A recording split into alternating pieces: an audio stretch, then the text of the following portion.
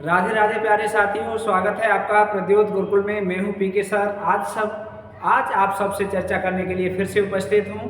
आज हम लोग चर्चा करेंगे। हमारी चर्चा का विषय है हिंदी व्याकरण या हिंदी भाषा।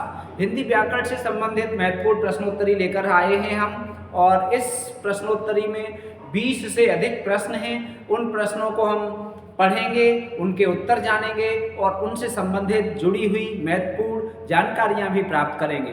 ठीक है, तो सभी साथी जुड़ जाएं शीघ्रता के साथ। आइए चलते हैं। हिंदी व्याकरण पर आधारित वेरी इंपॉर्टेंट प्रश्नोत्तरी है, और अब तक आपको 36 प्रश्नोत्तरी मिल चुकी हैं। ये है 37वीं प्रश्नोत्तरी।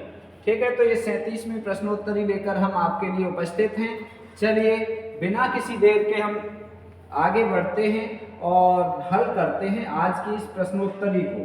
ठीक है, तो सभी साथी जुड़ जाएं। सभी साथी शीघ्रता से। आवाज़ सही आ रही है? बिल्कुल सही आ रही है। देखते चलें, आवाज़ ठीक आ रही है। आप लोग उत्तर देंगे और उत्तरों के साथ साथ अपने आप को परखते भी चलेंगे। ठीक है, चलिए चलते हैं अब बिना किसी देर के। हिंदी प्रश्नोत्तरी, हिंदी व्याकरण पर आधारित प्रश्नोत्तरी। चलिए, हिंदी भाषा ये है। चलो ठीक है, ये आपके सामने पहला प्रश्न स्क्रीन पर दिखाई दे रहा है। बहुत शानदार प्रश्न। केवल नाद का उपयोग होता है। आप अपने प्रश्नों के उत्तर नोट करते चलेंगे, उत्तर देते चलेंगे साथ के साथ, और अंत में आप कमेंट करके हमें बताएंगे कि आपके कितने उत्तर सही हुए। ठीक है, तो पहला प्रश्न है, केवल नाद का उपयोग होता है घोष में, अघोष में, ऊष्म में, सभी में। बताइए 1, 2, 3 या 4। पहला, दूसरा, तीसरा या चौथा कौन सा विकल्प सही है? नाद शब्द का उपयोग होता है केवल नाद का। ठीक है, केवल शब्द भी लगा हुआ है, ध्यान रखेंगे। केवल नाद का उपयोग होता है। कौन सा विकल्प सही है? पहला, दूसरा, तीसरा या चौथा? ठीक है, बताओ सरकारी विकल्प सही है या नहीं? बताइए। केवल नाद का उपयोग होता है, तो केवल नाद का उपयोग होता है पहले विकल्प में, अर्थात घोष में केवल नाद का उपयोग होता है। नाद, ठीक है, नाद का उपयोग होता है। घोष और अघोष आप जानते होंगे, जिनके उच्चारण में स्वर तंत्रियों में कंपन होता है। स्वर तंत्रियों में कंपन होता है। स्वर तंत्रियों में कंपन होता है। कंपन, उन्हें कहते हैं घोष। कंपन हो, ठीक है, स्वर तंत्रियों में कंपन हो, उन्हें क्या कहते हैं? घोष। और अघोष किन्हें कहते हैं? जिनके उच्चारण में, अघोष, जिनके उच्चारण में स्वर तंत्रियों में कंपन न हो। स्वर तंत्रियों में कंपन न हो, कंपन न हो, उन्हें कहते हैं अघोष। ठीक है, तो जिनके उच्चारण में स्वर तंत्रियों में कंपन हो उन्हें कहते हैं घोष। ठीक है, स्वर तंत्रियों में कंपन न हो, कंपन न हो तो अघोष, और कंपन हो तो उन्हें घोष कहते हैं। ठीक है, अब जो अघोष होते हैं उनमें केवल श्वास का उपयोग होता है। काय का होता है? इनमें काय का होता है? केवल श्वास। ठीक है, और इसमें काय का होता है? केवल नाद। ठीक है, केवल नाद का उपयोग होता है। ठीक, तो अब देखिए घोष में केवल नाद। ठीक है, तो पहले प्रश्न का पहला विकल्प सही है। ठीक, अब आप समझ गए होंगे। बहुत शानदार प्रश्न है, बहुत अच्छा प्रश्न है। चलिए, अच्छे अच्छे प्रश्न मिलेंगे आपको, सीखने को भी मिलेगा, पढ़ने को भी मिलेगा। चलिए, सुर लहर के मुख्यतः कितने भेद हैं? बताइए, कमेंट करके बताइए जल्दी से, शीघ्रता से। 2 सेकंड का समय आपके पास है। 2, 3, 4 या 5। सुर लहर के कितने भेद हैं? सुर लहर के 2, 3, 4, 5। तो सुर लहर के 2 भेद होते हैं। पहला विकल्प सही है। सुर लहर के भेद कितने हैं? 2। अब 2 भेद कौन कौन से हैं? यदि आपको पता है तो कमेंट बॉक्स में लिखो शीघ्रता से। 2 भेद हैं कौन कौन से? यदि आपको दो भेद पता है तो वो दो भेद बताइए। दो भेद हैं कौन कौन से बताइए। सुर लहर के दो भेद कौन से हैं बताओ। चलो हम देख रहे हैं।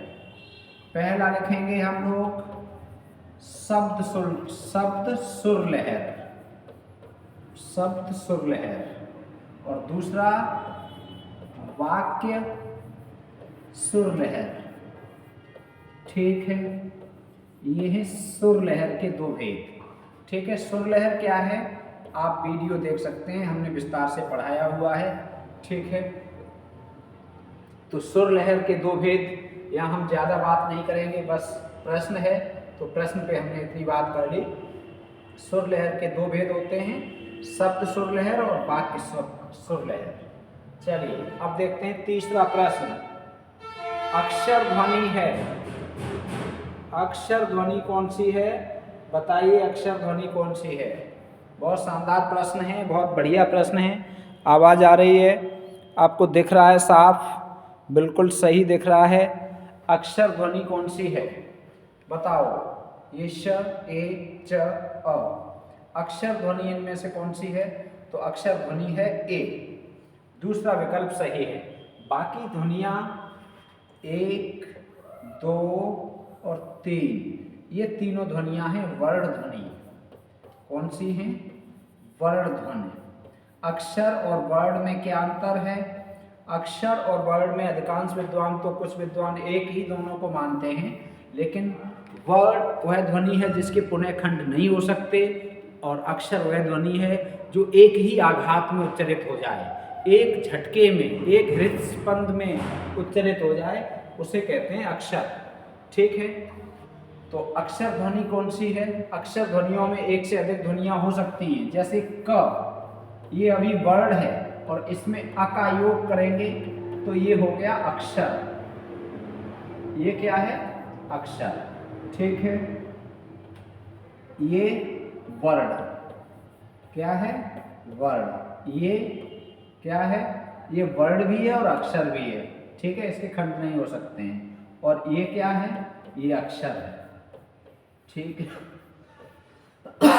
अक्षर और वर्ण विस्तार से हम लोग पढ़ चुके हैं, आप वीडियो देख सकते हैं। तीसरा प्रश्न दूसरा विकल्प सही है। चौथा प्रश्न देखते हैं, बहुत साधारण प्रश्न है, बहुत आसान है। ऊष्म व्यंजन कौन से हैं। त, थ, द, ध, य, र, ल, व, श, श, स, ह, ट, ठ, ड, ढ। तो ऊष्म व्यंजन जिनके उच्चारण में गर्म श्वास वायु निकले। ऊष्म का मतलब क्या होता है गर्म। जिनके उच्चारण में गर्म श्वास वायु मुख से निकलती है, उच्चारण करते समय मुख विवर से श्वास गर्म होकर निकलती है, उन्हें कहते हैं ऊष्म। ऊष्म का मतलब गर्म। तो श, स और ह ये ऊष्म है। और ये क्या है ये है अंतःस्थ। ये कैसे व्यंजन है अंतःस्थ। ठीक है, ये अंतःस्थ व्यंजन है। य, र, ल, व, य, र, ल, व अंतःस्थ व्यंजन है। ठीक है, त, थ, द, ध ये क्या है ये तो आप जानते ही हैं। ये व्यंजन अलग अलग वर्गों के हैं। ठीक है, ट वर्ग है और ये त वर्ग है। चलो तो चौथे प्रश्न का तीसरा विकल्प सही है। अब देखते हैं पांचवा प्रश्न। अशुद्ध है बताओ। शीघ्रता से उत्तर देते रहेंगे आप लोग बिना किसी देर के। अशुद्ध पूछा गया है। क और श बराबर छ, त और र त्र, श और र श्र, द और य ध। बताओ इनमें से कौन सा अशुद्ध है। बहुत शानदार प्रश्न है। ठीक है, ये बिल्कुल शुद्ध है। इसे हम दूसरे रूप में लिखना चाहें तो इसे हम ऐसे भी लिख सकते हैं क और श और अ। ठीक बराबर श ऐसे लिख सकते हैं। दूसरा है इसे हम ऐसे भी लिख सकते हैं त और र प्लस अ अर्थात त्र। बिल्कुल शुद्ध है ये भी और ये भी। इसे हम ऐसे भी लिख सकते हैं श र और अ अर्थात श्र। ये तीनों शुद्ध हैं। चौथा विकल्प अशुद्ध है। द और य द्य नहीं होता। द और ये मिलकर बनता है द्य। ठीक है, ये है शुद्ध। और यहाँ क्या लिखा है ध, तो ये ध नहीं होगा। ठीक है, चौथा विकल्प सही है 5वें प्रश्न का। चलो भाई अब चलते हैं छठे प्रश्न की ओर। महाप्राण कौन सा है? अल्प प्राण और महाप्राण दो प्रकार का वर्गीकरण किया जाता है श्वास वायु के आधार पर। जिसके उच्चारण में श्वास वायु कम उपयोग में आए, कम निकले, वो अल्प प्राण, और जिसके में ज़्यादा निकले वो महाप्राण। तो इनमें अल्प प्राण और महाप्राण में से महाप्राण पूछा है। बताइए कौन सा है महाप्राण? बताओ कौन सा है? र। र कैसा है? र अल्प प्राण है। र कैसा है? अल्प प्राण। यह र लव चारों अल्प प्राण होते हैं। ये भी अल्प प्राण, ये भी अल्प प्राण, ठीक है। ये अंतस्थ व्यंजन अल्प प्राण हैं। और ये बच्चा ये है महाप्राण, सह महाप्राण है। ऊष्म व्यंजन महाप्राण और अंतस्थ व्यंजन अल्प प्राण। तो डी विकल्प सही है, चौथा विकल्प सही है। चलो सातवां देखते हैं। सातवां देखते हैं, बहुत शानदार वर्णमाला से संबंधित प्रश्न चल रहे हैं अभी आपके।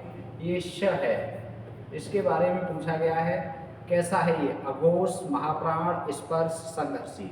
सघोष, अल्पप्राण, मूर्धन्य, अंतःस्थ। अघोष, महाप्राण, मूर्धन्य, संघर्षी।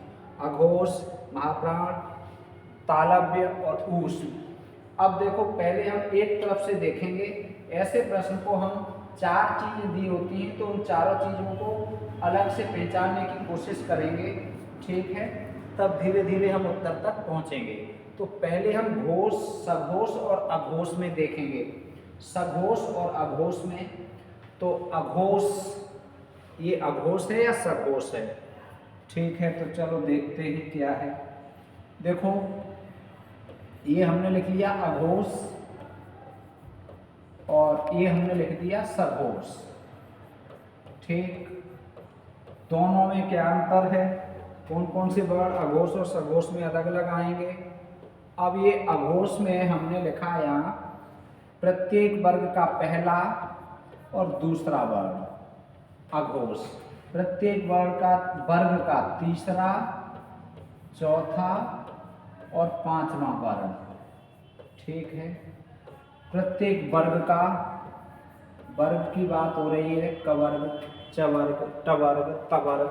तो अब पहला दूसरा अघोष में आएगा, ठीक है। पहला दूसरा अघोष में आएगा और तीसरा चौथा काय में आएगा? सघोष में आएगा। अब इनके अलावा जो अन्य वर्ण होते हैं जो वर्ग में नहीं आते हैं, उनमें श, स और श, ये तीनों आते हैं अघोष में। य, र, ल, व और ह, ये आते हैं सघोष में। अब पहचान कर लो भाई, अब पहचान कर लो, अब पहचान कर लो। ये श है, तो अब घोष और अघोष में ये काय में आ रहा है? अघोष में, ठीक है। तो अघोष यहाँ है और अघोष यहाँ है और अघोष यहाँ है। ये सघोष वाला उत्तर नहीं होगा। अब इस उत्तर को हमने काट दिया, बिल्कुल नहीं होगा ये, ठीक। दूसरा, अब हम अघोष पहचान लिया। अब अघोष के बाद हम पहचान करेंगे महाप्राण और अल्प प्राण की। तो महाप्राण होता है ये या अल्प प्राण होता है? अब देखते हैं महाप्राण होता है कि अल्प प्राण होता है। चलो अब यहीं पर हम लिखे ले रहे हैं महाप्राण और अल्प प्राण, ठीक है। यहाँ हमने लिख लिया अल्प प्राण और यहाँ हमने लिख लिया महाप्राण। महाप्राण और अल्प प्राण प्रत्येक वर्ग का पहला, तीसरा और पांचवा वर्ण होता है अल्प प्राण, दूसरा और चौथा वर्ण होता है महाप्राण, ठीक है। पांचों वर्ग हो गए, पहला, तीसरा, पांचवा। ट्रिक के लिए हम इसे कहते हैं 1 3 5, क्या कहते हैं? 135। इसे 1 3 5 और इसे क्या कहते हैं? 24 2 4, ठीक है। ये ट्रिक के लिए हम कह लेते हैं 1 3 5 और 2 4, ठीक है। अब जो वर्ग में नहीं आ रहे हैं, अल्प प्राण में कौन से आएंगे और महाप्राण में कौन से आएंगे? तो महाप्राण में आते हैं, कौन कौन से आते हैं?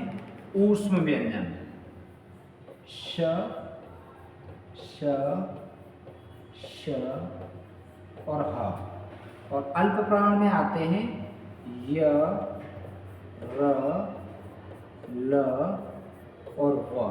ये आते हैं अल्प प्राण में। अब देखो 2 वर्ग तक हम पहुंच गए।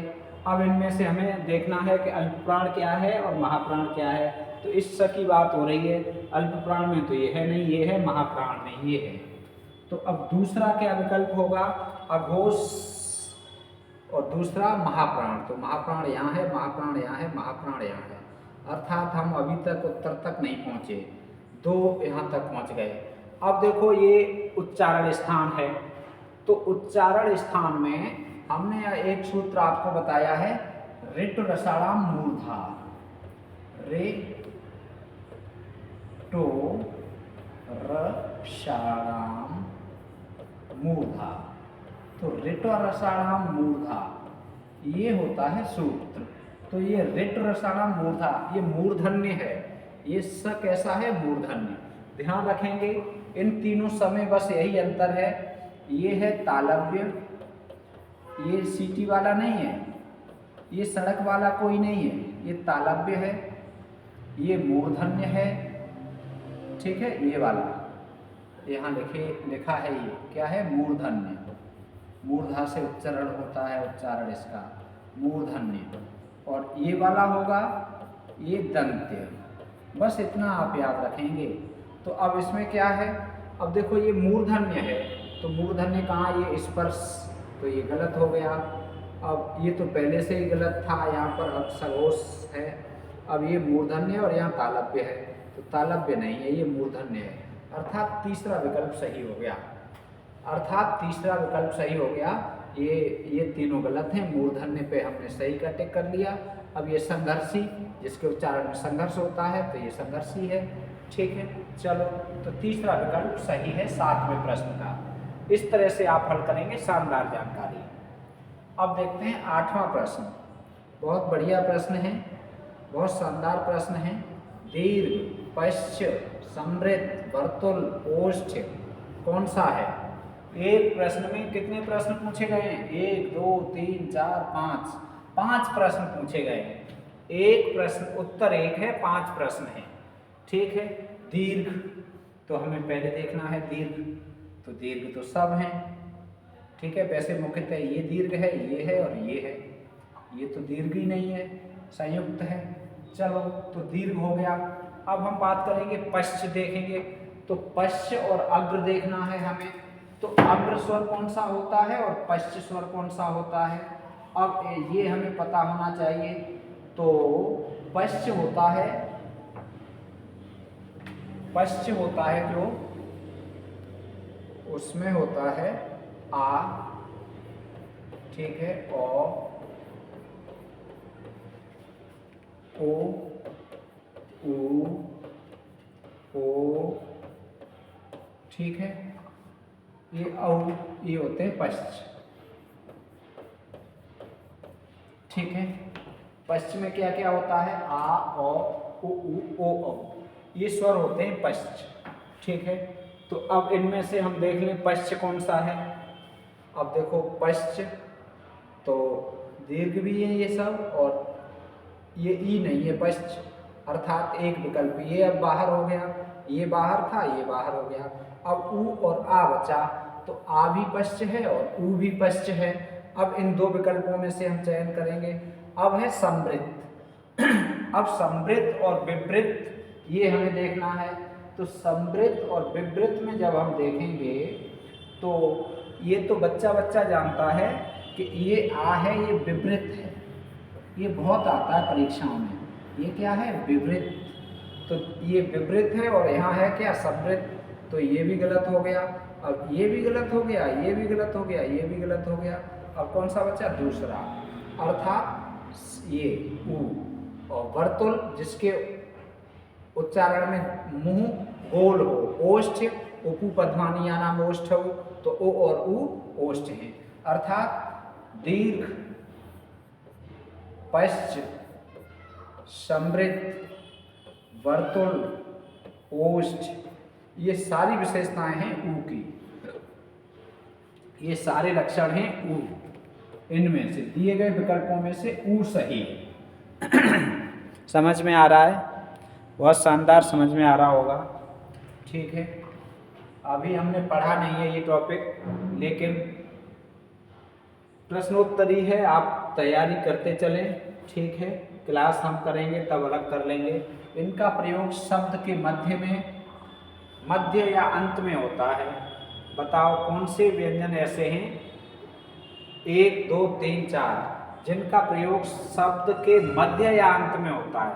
इसका मतलब ये हुआ शब्द के प्रारंभ में नहीं होता है। इसका आशय क्या हुआ? प्रारंभ में नहीं होगा इनका। अब इनमें से हमें ये ढूंढना है कि प्रारंभ में किनका नहीं होता है। चलो तो देख लो, 9वां प्रश्न है, शानदार प्रश्न है।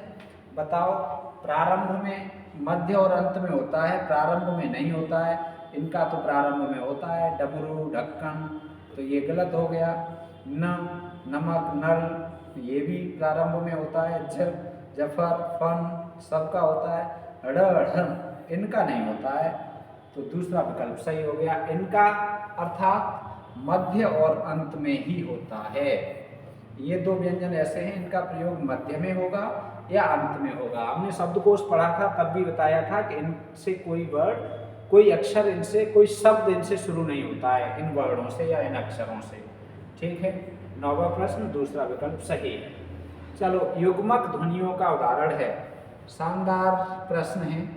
कमेंट करो भाई, कमेंट कर करके जल्दी से शीघ्रता से बताओ। शाबाश, वेरी गुड, बहुत अच्छे। अक्षुण, संबल, आप, दुशासन। और शानदार प्रश्न है, आपको युग्मक ध्वनियों का उदाहरण बताना है। युग्मक ध्वनियाँ आप जानते हैं क्या?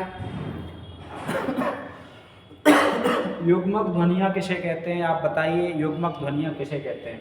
आपने द्वित्व ध्वनियाँ पढ़ी होंगी। द्वित्व पढ़ी हैं? बिल्कुल पढ़ी हैं। ठीक है, द्वित्व ध्वनियों का मतलब होता है कोई व्यंजन स्वर रहित आए। कैसा आए? स्वर रहित, और उसके बाद स्वर सहित आए। वही व्यंजन स्वर सहित आए। ठीक है, तो वो होता है द्वित्व। मतलब पहले आधा और फिर पूरा, पहले आधा और फिर पूरा, तो वो होता है द्वित्व। द्वित्व को ही कहते हैं युग्मक। अब देख लो, पहले आधा फिर पूरा, तो ये आधा है फिर पूरा है, अर्थात पहला विकल्प सही है। अर्थात हम कहेंगे कि युग्मक ध्वनि इसमें है, और युग्मक की जगह हम इसे द्वित्व भी कह सकते हैं। द्वित्व, ठीक है। जैसे दिल्ली, जैसे बच्चा, जैसे चच्चा, जैसे कक्का। ठीक है, तो ये कैसे शब्द हैं? युग्मक। ये कैसे हैं? द्वित्व। ठीक है, 10वें का पहला विकल्प सही है। चलो भाई, अब देखते हैं 11वां प्रश्न। बहुत शानदार प्रश्न है। भाषाविदों के अनुसार मुख सुख की संज्ञा दी गई है। वाह भाई वाह, कितने शानदार प्रश्न है। इम्पोर्टेंट में भी इम्पोर्टेंट है। भाषाविदों के अनुसार इसे मुख सुख की संज्ञा दी गई है। किसे? बलाघात को, प्रयत्न लाघव को, संगम को, अनुतान को। बताओ मुख सुख किसे कहा गया है? 11वां प्रश्न का कौन सा विकल्प सही होगा? बताओ। मुख सुख बलाघात को, प्रयत्न लाघव को, संगम को, अनुतान को। एक वीडियो हमने बनाई है जिसमें हमने बलाघात पर भी बात की है, जिसमें हमने प्रयत्न लाघव पर भी बात की है, संगम क्या होता है ये भी बताया है, अनुतान क्या होता है ये भी बताया है, लहर क्या होता है ये भी बताया है। बहुत सारी चीज़ें जो इस तरह की हैं वो एक ही वीडियो में, छोटी वीडियो में हमने बताई है, और वो आपको प्लेलिस्ट में जाकर मिल जाएगी। आप देखना चाहें तो ये सारी जानकारी मिल जाएगी आपको वहाँ पर। मुख सुख कहते हैं प्रयत्न लाघव को। ठीक है, 11वें प्रश्न का दूसरा विकल्प सही है। प्रयत्न लाघव को भाषाविदों ने क्या कहा है? मुख सुख कहा है। ठीक है, प्रयत्न लाघव को मुख सुख कहा है। तो 11वें प्रश्न का दूसरा विकल्प सही है। चलो तीसरा देख लो। अब 11वां के बाद 12वां प्रश्न देखो। 12वां प्रश्न क्या कहता है, शब्दकोश में सबसे अंत में लिखा जाने वाला शब्द। अब ये देखो 4 शब्द आ गए, सबसे अंत में कौन सा होगा, सबसे पहले कौन सा होगा। तो देखो सबसे पहले क्या होगा, कंगन। ये तो हमने शब्दकोश पढ़ रखा है। अंग का बिंदी है तो ये पहले होगा। अब ये इन 3 में से हम देखते हैं सबसे अंत में क्या होगा। अंत का पूछा है तो पहले वाले का तो हटा ही दो। अब ये यहाँ पर हम विच्छेद करेंगे, वर्ण विच्छेद, क फिर र फिर अ, क्रम, ठीक, फिर म, उसके बाद अ, क्रम। दूसरा क्रोड, क, ठीक, र और ओ, क्रो, ठीक है। और इसके क, य और ओ या ओ।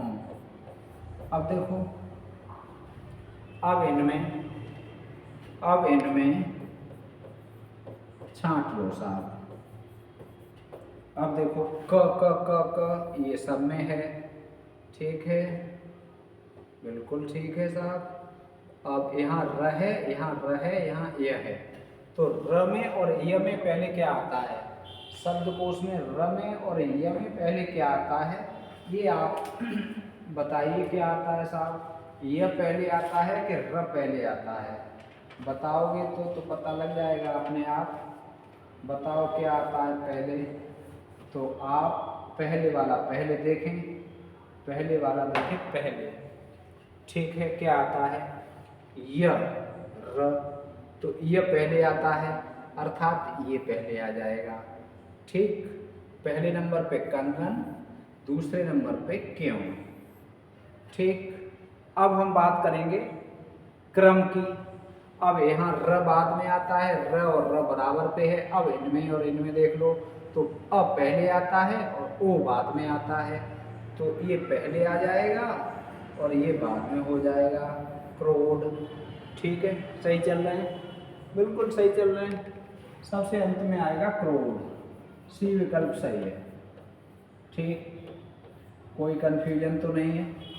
आप वर्ड विच्छेद करके आप देख लेंगे, क्रोड पहले आएगा, वो अंत में आएगा। सबसे पहले पूछा जाता तो कंगन बता देते, सबसे अंत में पूछा गया है तो क्रोड है। चलो, शानदार जानकारी, शानदार प्रश्न। महत्व में प्रयुक्त वर्णों की संख्या बता दीजिए भाई कमेंट करके। महत्व में कितने वर्ड होते हैं, 5, 6, 7, 8। महत्व का वर्ड विच्छेद कर दूं। चलो भाई हम करे दे रहे हैं, आप उत्तर बता दो जल्दी से, शीघ्रता से। महत्व का वर्ण विच्छेद क्या होता है, म, ठीक, अ, ठीक, ह, ओके, अ, उसके बाद त, उसके बाद फिर त, व, उसके बाद अ। अब इनमें वर्ड गिन लो, 1, 2, 3, 4, 5, 6, 7, 8। लेकिन नियम ये होता है, अंत में यदि अ हो तो उसे नहीं गिना जाता है। अ को छोड़कर कोई दूसरा यदि यहाँ ई हो, ऊ हो, तो इनकी गिनती शामिल होंगे, और सिर्फ अ होगा तो ये गिनती में शामिल नहीं होगा। तो अ को हटा दो, 7 बचे। महत्व में कितने वर्ड हो गए, 7। तीसरा विकल्प सही है। त वर्ग का उच्चारण स्थान क्या है, तो त वर्ग का उच्चारण स्थान आप जानते हैं, लृतो ल शानाम दंतः, लृतुलसानाम दंतः। तो त का वर्ग उच्चारण स्थान क्या है, दंत। दूसरा विकल्प सही है, ठीक है। त वर्ग का उच्चारण स्थान क्या होगा, दंत। अब देखो व्यंजन गुच्छ का उदाहरण, बहुत शानदार प्रश्न है, उत्तर दीजिए कमेंट बॉक्स में। कमेंट बॉक्स में उत्तर दे दीजिए भाई। व्यंजन गुच्छ का उदाहरण, व्यंजन गुच्छ और व्यंजन द्वित्व दो अलग अलग प्रश्न होते हैं, दोनों में अंतर होता है। द्वित्व अलग है, ठीक है, और गुच्छ अलग है। गुच्छ का मतलब होता है गुच्छा, ठीक है, और द्वित्व का मतलब होता है 2 बार आना। गुच्छा का मतलब क्या होता है? गुच्छा का मतलब ये होता है जब एक ही वर्ड दो बार आएगा, एक बार स्वर रहित एक बार स्वर सहित, तो द्वित्व होगा। और यहाँ अलग अलग वर्ड आएंगे। यहाँ क्या आएगा? अलग अलग। अलग अलग का मतलब स्वर रहित होगा वो अलग होगा और स्वर सहित होगा वो अलग होगा। अर्थात अब इनमें देखो, च और छ ये दोनों अलग अलग हैं। च अलग वर्ड है, ये स्वर रहित आया है, और ये छ दूसरा वर्ड है, स्वर सहित आया है। तो च और छ ये अलग अलग हैं, इसलिए यहाँ पर क्या हो गया? व्यंजन गुच्छ। दूसरा विकल्प सही है, व्यंजन गुच्छ। और बच्चा काय का उदाहरण होगा? बच्चा उदाहरण होगा द्वित्व का। अर्थात इसमें यहाँ च है और यहाँ छ है। च और च एक साथ आए हैं, अर्थात यहाँ स्वर रहित यहाँ स्वर सहित, तो ये द्वित्व होगा। और एक बार च एक बार छ, ठीक है। तो अलग अलग वर्ड कोई भी आएंगे तो वहाँ पर होगा क्या? व्यंजन गुच्छ। ठीक, शानदार। ओके। उच्चारण में वायु प्रक्षेप की दृष्टि से व्यंजनों के भेद बताओ भाई। बहुत छोटे छोटे प्रश्न हैं, बता दो। 2 3 4 5। उच्चारण में वायु प्रक्षेप की दृष्टि से, उच्चारण में वायु प्रक्षेप की दृष्टि से व्यंजनों के भेद कितने होते हैं? 2 3 4 5। बहुत छोटा प्रश्न है, बहुत शानदार प्रश्न है। बता दो भाई, बता दो कौन सा सही जाएगा, कौन सा सही जाएगा? वायु प्रक्षेप की दृष्टि से, वायु प्रक्षेप की दृष्टि से व्यंजनों के भेद कितने हैं? 2 हैं, 3 हैं, 4 हैं या 5 हैं? ए बी सी या डी? तो 2 भेद होते हैं। उच्चारण में वायु प्रक्षेप की दृष्टि से व्यंजनों के भेद कितने होते हैं? 2। चलो भाई, अब देखते हैं अगला। भारत में लगभग कितनी बोलियां बोली जाती हैं? बता दो भैया। अरे भाई बताओ, कमेंट करो, कितनी बोलियां बोली जाती हैं? बात बोलियों की हो रही है। ए बी सी या डी? 22, 18, 600 या 3000? भारत में लगभग कितनी बोलियां बोली जाती हैं? बोलो। 22? 22 नहीं। 22 क्या है? भारतीय संविधान द्वारा मान्यता प्राप्त भाषाओं की संख्या। ठीक है, संविधान द्वारा मान्यता प्राप्त भाषाएं कितनी हैं? 22। मान्यता प्राप्त भाषाओं की संख्या कितनी है? 22। ठीक, कितनी है भाषाएं? 22। 18 क्या है? हिंदी की बोलियां। हिंदी की बोलियां कितनी होती हैं? 18। 18 विकल्प में ना आए तो 17, और 18 और 17 दोनों ना आए तो 19। पढ़ा दिया है, बता दिया है। ये है भारत में बोली जाने वाली बोलियां, अर्थात सी विकल्प सही है। सी विकल्प कैसा है? सही। और विश्व में लगभग 3000 भाषाएं हैं। भाषाएं कहाँ? दुनिया में। विश्व में लगभग 3000 भाषाएं हैं। ठीक है, लगभग 3000 भाषाएं। ठीक है, चलो तो हम सी विकल्प पे बात कर रहे हैं। 600 बोलियां हैं, ध्यान रखेंगे। कितनी बोलियां हैं भारत में बोली जाती हैं? 600 लगभग। संयोगात्मक भाषा नहीं है। बताओ भैया, संयोगात्मक कौन सी नहीं है? बता दीजिए, नहीं पे बिंदी रख लो। संस्कृत संयोगात्मक है, अपभ्रंश संयोगात्मक नहीं है, प्राकृत पाली है। अपभ्रंश और हिंदी। ठीक, अपभ्रंश और हिंदी। अपभ्रंश और हिंदी वियोगात्मक। कैसी हैं? वियोगात्मक। वियोगात्मक जानते हो, शब्द अलग अलग हो जाते हैं। ठीक है, और संस्कृत, प्राकृत और पाली, ये तीनों कैसी हैं? संयोगात्मक। संस्कृत, पाली, प्राकृत कैसी हैं? संयोगात्मक। ठीक, बहुत शानदार। 18वां प्रश्न। चलो, अनुनासिक का उदाहरण है। बोलो भाई, अनुनासिक का उदाहरण कौन सा है? बोलो। 9 बिंदी रखी है। बताओ, अनुनासिक का उदाहरण कौन सा है? बताइए कौन सा है? अनुनासिक जिसका उच्चारण मुख और नासिका दोनों से हो। गांव, ग्राम, दुख, घर, ये है। चंद्रबिंदु अनुनासिक होता है। ठीक, तो ये गांव ऐसे लिखा जाएगा। चलो भाई, अब होता है 20वां प्रश्न। शब्दकोश में सबसे पहले आएगा। बताओ, हल करो। शब्दकोश में सबसे पहले क्या आएगा? चुटकियों में हल कर दो। म म म म। अरे भाई, चारों में म है। अब हम स्वर देखेंगे। इसमें क्या स्वर है? ए है। इसमें क्या स्वर है? आई है। इसमें क्या स्वर है? रे है। इसमें क्या स्वर है? ओ है। अब देखो, पहले क्या आता है? ए, आई, रे या ओ? तो सबसे पहले ए आता है, तो ये सबसे पहले आ जाएगा। और सबसे बाद में पूछा जाए तो आई की मात्रा बाद में आती है, ये सबसे बाद में होगा। मैना, मृणालिनी और मुख बीच में आ जाएंगे। मृणालिनी और मुख बीच में होंगे, ये पहले, ये बाद में। तो 20वें प्रश्न का पहला विकल्प बिल्कुल सरल है, बिल्कुल साधारण प्रश्न। ठीक है, बिल्कुल सही है साहब। चलो, अब देख लो 21वां प्रश्न भी है आज। तो 21वां है तो 21वां भी देख लो। शब्दकोश में क्रम उचित नहीं है। शब्दकोश के अनुसार क्रम उचित नहीं है। क के बाद क्ष, ज के बाद ज्य, क्ष के बाद त्र, द के बाद द्य। बताओ कौन सा? 1, 2, 3, 4। क के बाद क्ष बिल्कुल उचित क्रम होता है। ज के बाद ज्य बिल्कुल उचित होता है, बताया है हमने। क्ष के बाद त्र बिल्कुल नहीं। ये ठीक है। त के बाद त्र आता है। काय के बाद?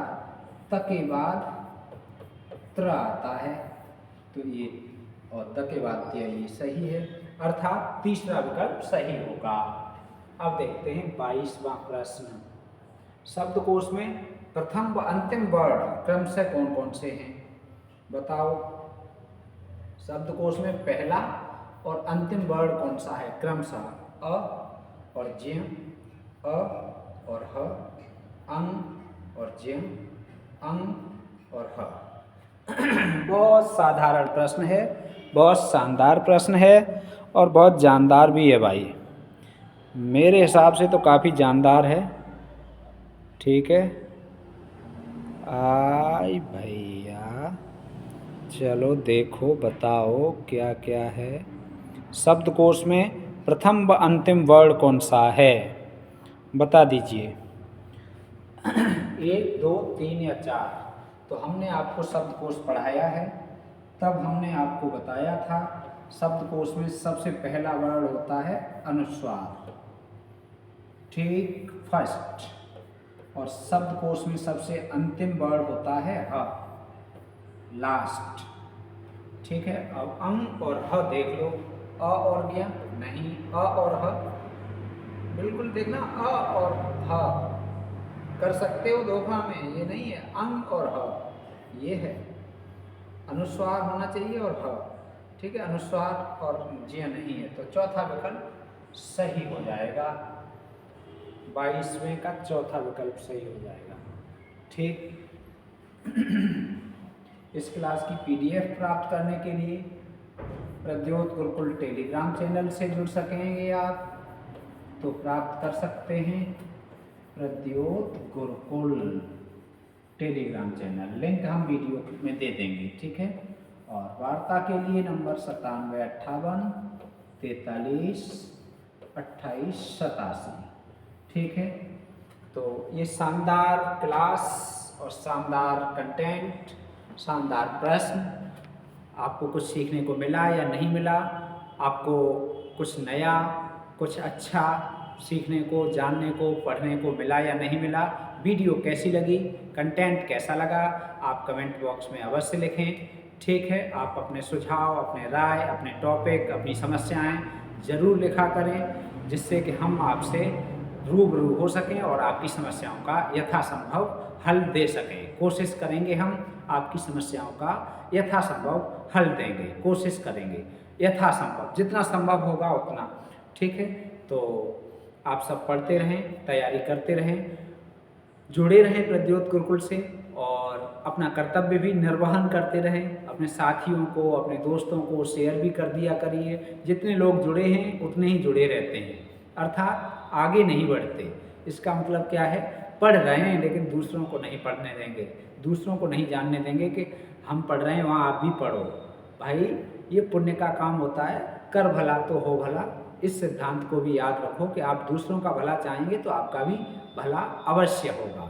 ठीक है, तो अपने पहली बार देख रहे हैं तो चैनल को सब्सक्राइब करें, वीडियो को लाइक करें, और यदि पहले से जुड़े हुए हैं तो लाइक तो आप कर ही रहे हैं, कमेंट भी आप कर रहे हैं, बस शेयर करते रहें। ठीक है, मिलते हैं फिर से, तब तक स्वस्थ रहें, मस्त रहें, व्यस्त रहें।